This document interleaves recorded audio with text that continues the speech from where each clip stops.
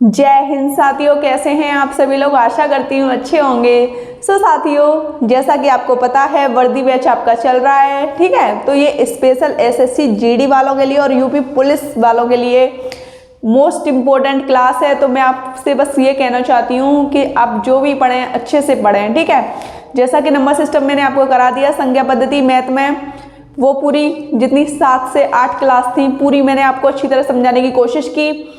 ऐसे ही मैं आपको महत्तम समापवर्तक एवं लघुत्तम समापवर्तक अच्छी तरह से समझाने की कोशिश करूंगी। आशा करूंगी कि आपको अच्छे से समझा पाऊँ, ठीक है। तो इस क्लास का टाइप पहला है, हम पढ़ेंगे एलसीएम।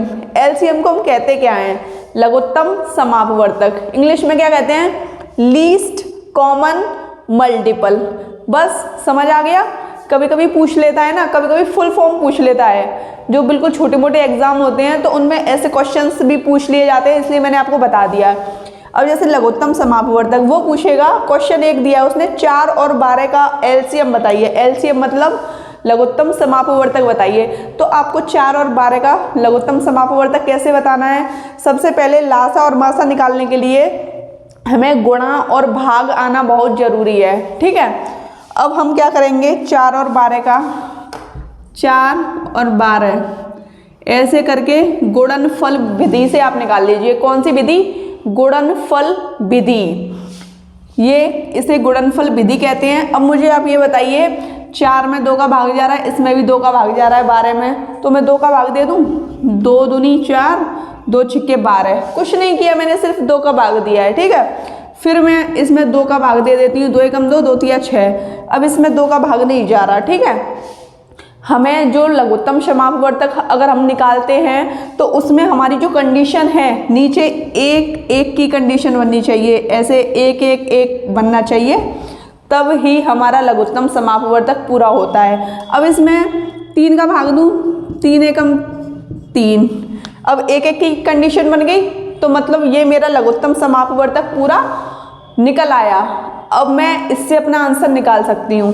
तो कैसे कर लूँगी? 2 गुणा 2 गुणा 2 गुणा 2 गुणा 3, 2 दूनी 4 तिया 12।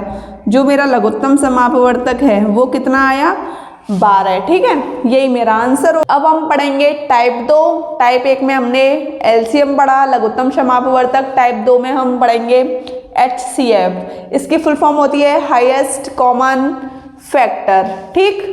हिंदी में कहते हैं महत्तम समापवर्तक। तो क्वेश्चन दिया है 55 और 66 का HCF क्या होगा? तो ये बहुत ही आसानी से हम इस क्वेश्चन को निकाल लेंगे।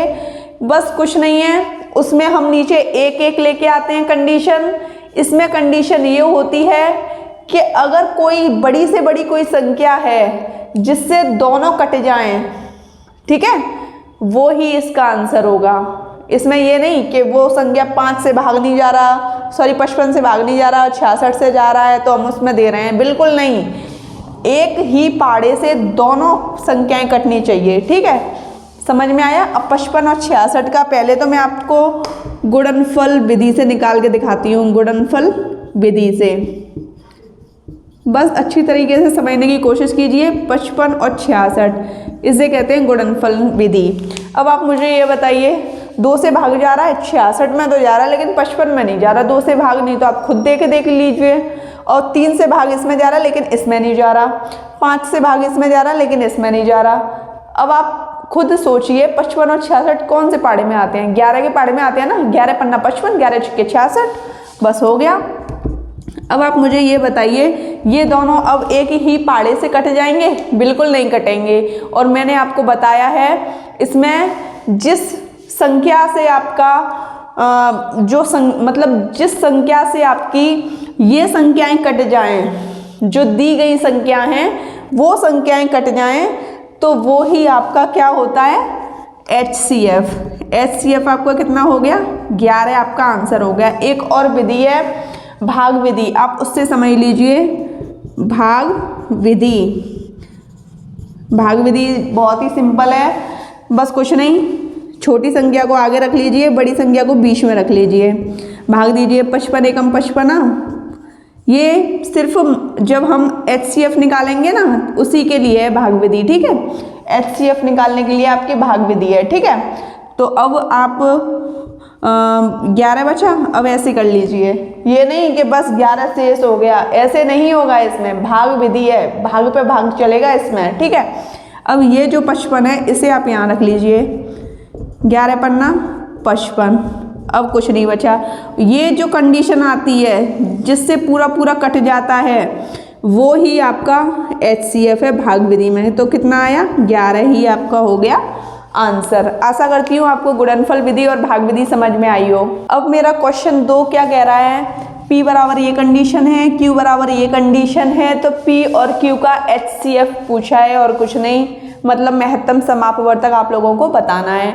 तो बस कुछ नहीं, आप महत्तम समापवर्तक में जो दोनों में कॉमन हो वो हम ले लेंगे, यही तो बताया मैंने आपको।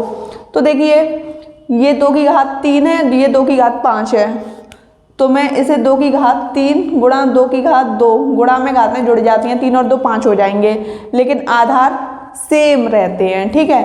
तो देखो 2 की घात 3 मिल गई मुझे, यहाँ से ये मिल गई और यहाँ से ये मिल गई, 2 की घात 3 और ये 3 है, ऐसे मैं ऐसे तोड़ लूँ, 3 गुणा 3 की घात 9, ये चीज़ आपको समझ आई। गुणा में घातें जुड़ जाती हैं, आधार 3 और 1 और 9 10, ये चीज़ आपको समझ आई, गुणा 3। तो मेरा HCF ये ही है, जो मेरा कॉमन होगा वही मेरा आंसर होगा। ये कंडीशन आपको समझ आई।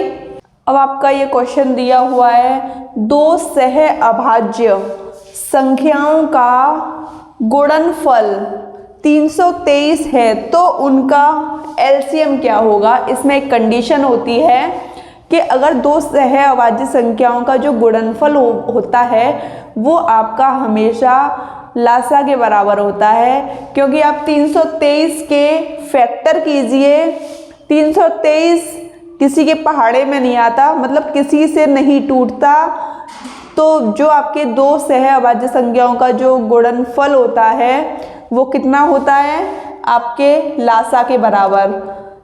2 सह अभाज्य संख्याओं का गुणनफल लिख लीजिए आप ऐसे, का गुणनफल बराबर LCM, जो आपका दिया हुआ है वो ही आपके LCM में आंसर हो जाएगा। आई होप आपको ये कंडीशन समझ आई हो। अब हमारा क्वेश्चन 4 क्या कह रहा है। क्वेश्चन 4 सबसे पहले हम अच्छे से पढ़ेंगे, क्योंकि जब हम पढ़ेंगे तो उसी में हमारा आंसर छुपा हुआ है, ठीक है।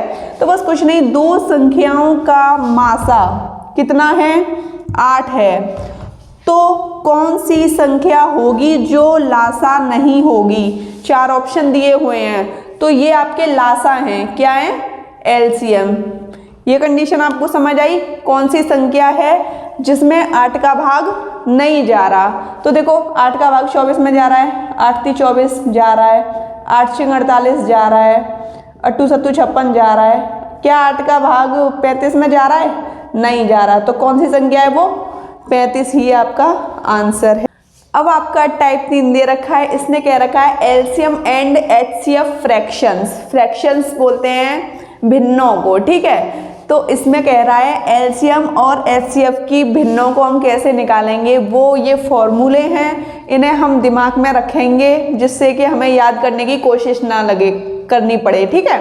तो हम क्या करेंगे, पहला फॉर्मूला हमने कैसे बनाया है, HCF ऑफ फ्रैक्शंस, मतलब भिन्नों का जो HCF अगर वो आपसे पूछे तो आप बस कुछ नहीं, ऊपर वाली कंडीशन HCF की है।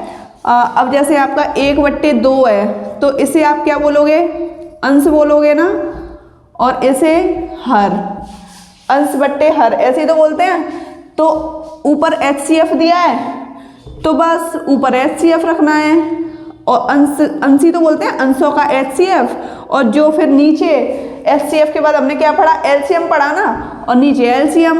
अगर ऐसे ही इसमें भिन्नों का LCM पूछे, LCM तो LCM ऊपर रखना है और HCF नीचे रखना है, बस कुछ नहीं। आपसे अगर LCM पूछे तो LCM वाली कंडीशन आपको ऊपर रखनी है और HCF नीचे, और जैसे ही आपको HCF पूछे तो HCF वाली कंडीशन आपको ऊपर रखनी है और LCM नीचे। अब हम क्वेश्चन करेंगे। अब मुझे क्वेश्चन 1 दिया हुआ है, ये कह रहा है 7/16, 21/32, 49/8 का HCF। अभी मैंने आपको बताया था कि अगर HCF पूछे तो ऊपर वाली कंडीशन HCF में रखी जाती है और नीचे वाली LCM में। तो आप क्या करोगे, 7, 21 और 49 का क्या निकालोगे, HCF। और जो आपके नीचे हैं 16, 32 और 8 का LCM, यही तो बताया था और आपकी बहुत अच्छी तरीके से दिमाग में भी आया था। तो बस कुछ नहीं, HCF निकालने की कंडीशन मैंने आपको बताई थी कि तीनों संख्याएं, चाहे 2 संख्या दी हो चाहे 3 संख्या दी हो, एक ही पहाड़े से कटनी चाहिए, ठीक है। तो बस कुछ नहीं, आप ये देख लीजिए, 7, 21, 49, 7 के पहाड़े से जा रहा है, 7 एकम 7, 7 21, 7 7 49, तो आपका HCF कितना आया, 7। ये कंडीशन आपको समझ आई। अब हम निकालेंगे 16, 32 और 8 का LCM, 16, 32 और 8 का LCM। अब बस कुछ नहीं, 2 के पहाड़े से सब जा रहा है, 2 8 16, 16 दूनी 32, 4 दूनी 8, 2 से फिर जा रहा है, 2 चौक 8, 2 8 16, 2 दूनी 4।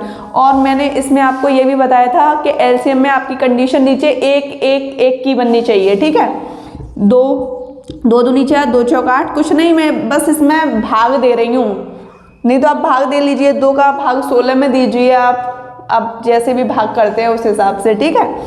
2 से फिर दीजिए, 2 एकम 2, 2 दूनी 4, 2 एकम 2। अब देखो 2 से फिर दिया, मतलब मेरी कंडीशन 1 1 वाली बन गई, जो मैं चाहती थी वो कंडीशन बन चुकी है मेरी। अब बस कुछ नहीं, इन सब का गुणा करूंगी, 2 दूनी 4, 4 दूनी 8, 8 दूनी 16, 16 दूनी 32। तो मेरा जो आंसर है 7/32 मेरा आंसर आ चुका है। आई होप आपको ये क्वेश्चन बहुत अच्छे तरीके से समझ आया हो। सो साथियों, आपको ये क्लास कैसी लगी आप मुझे कमेंट सेशन में बताइए, और वीडियो अच्छी लगी हो तो चैनल को सब्सक्राइब कीजिए, लाइक कीजिए, शेयर कीजिए, क्योंकि जितनी मेहनत आप कर रहे हो शायद उतनी ही मेहनत हम आप लोगों के लिए कर रहे हैं। तो आप हमें सपोर्ट करते रहिए, हम आपको सपोर्ट करते रहेंगे, ठीक है। तो जैसी भी आपको कोई दिक्कत आए तो आप मुझे कमेंट सेशन में कमेंट कर सकते हैं। आज के लिए जय हिंद।